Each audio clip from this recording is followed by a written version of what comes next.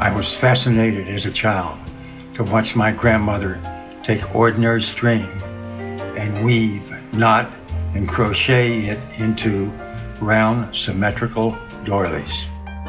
It intrigued me. Was it influence or genes that later led me into weaving and doodling my way into symmetry? However, my first passion was music. It was the age of the big bands, the dance bands, and I loved it. The powder blue dinner jackets and the like. After high school, I spent 4 years in the Air Force, 3 in Europe in the 686 Air Force Band.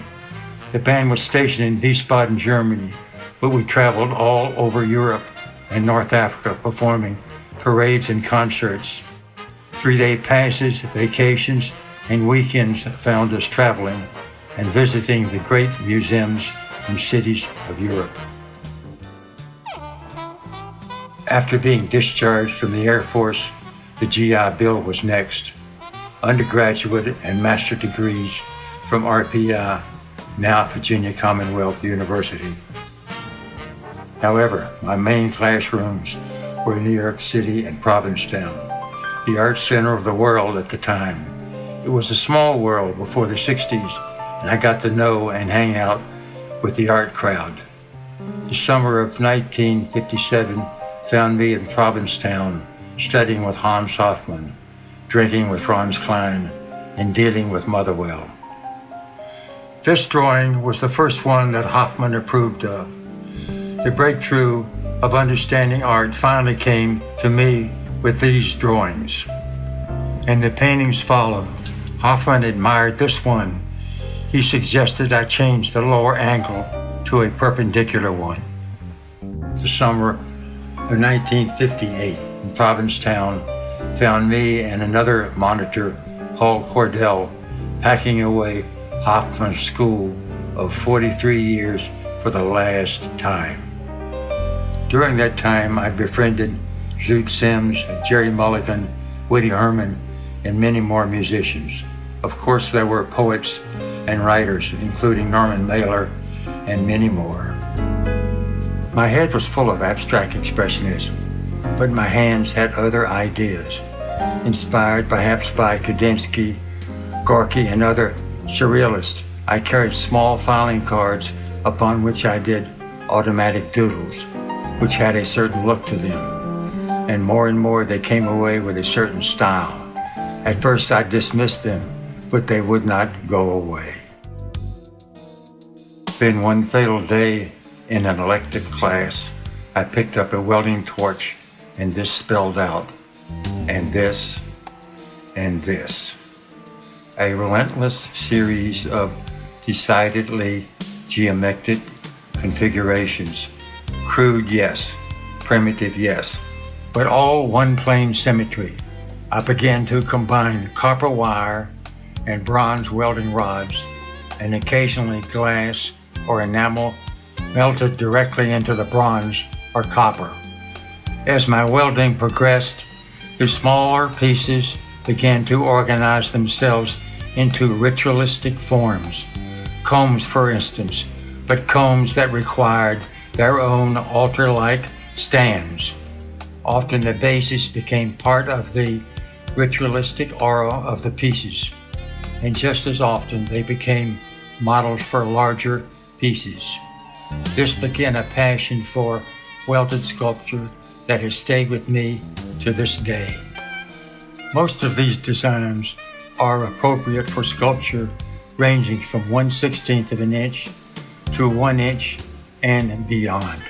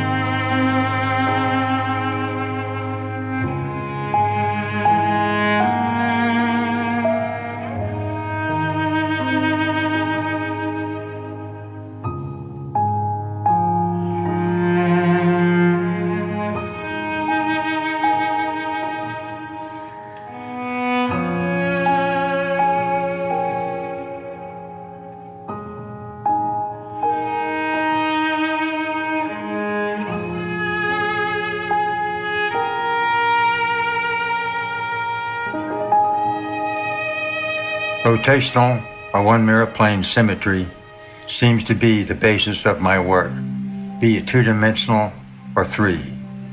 The larger pieces, some in banks and synagogues, remind me of processional pieces for ancient kings or gods, or armor for Herculean warriors. They've been viewed at Madison Avenue galleries, museums, the World's Fair, and once at a welding conference in New York City, because the union leaders wanted their members to understand what was possible in welding.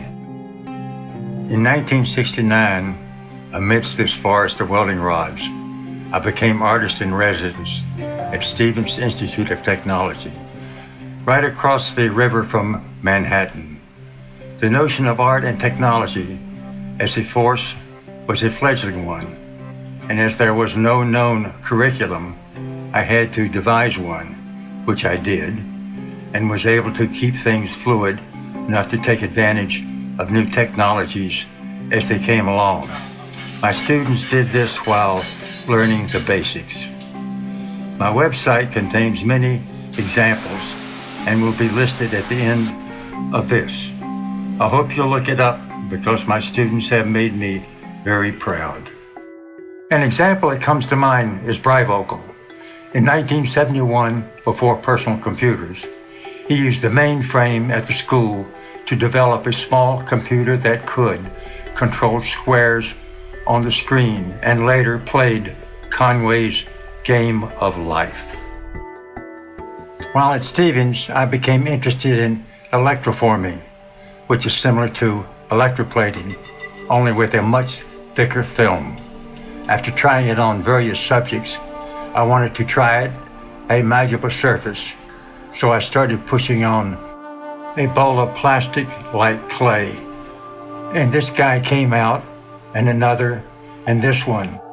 I was surprised, but pleased, because they were such a departure for me. They were freestanding and interesting from all sides. They proliferated.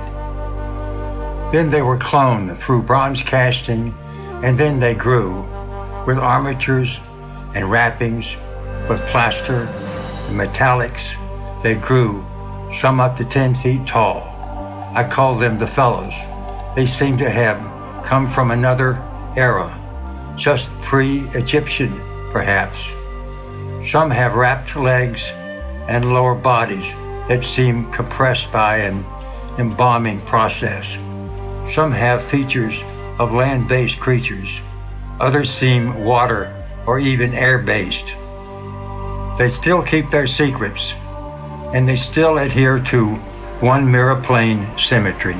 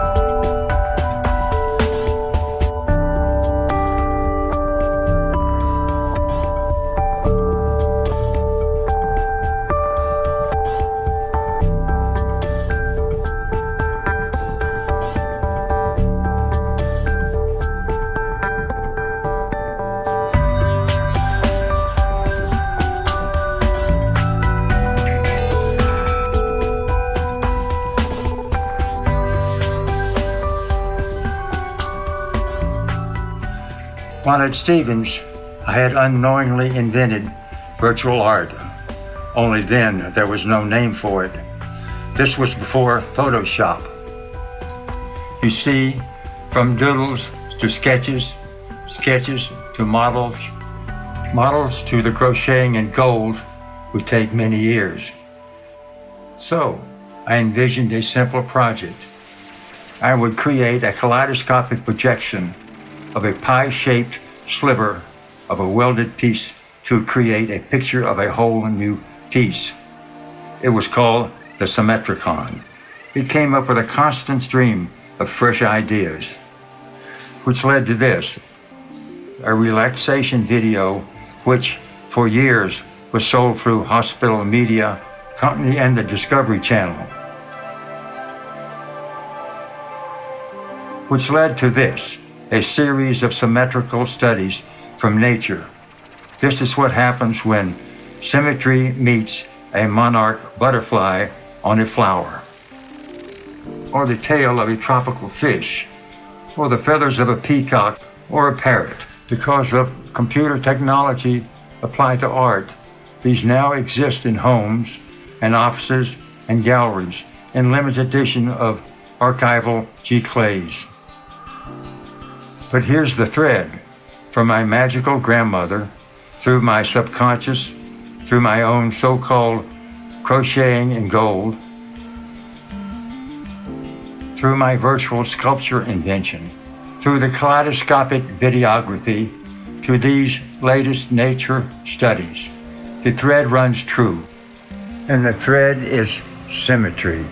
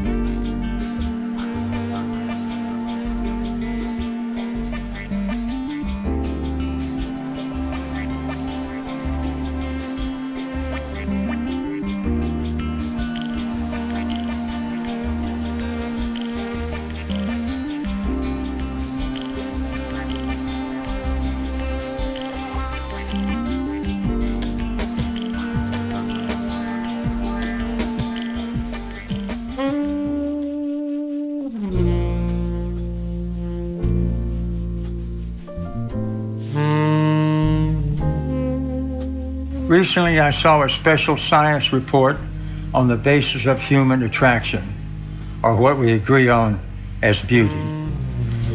It was all based on symmetry. So, I guess that's what I was doing all along. I was simply chasing beauty.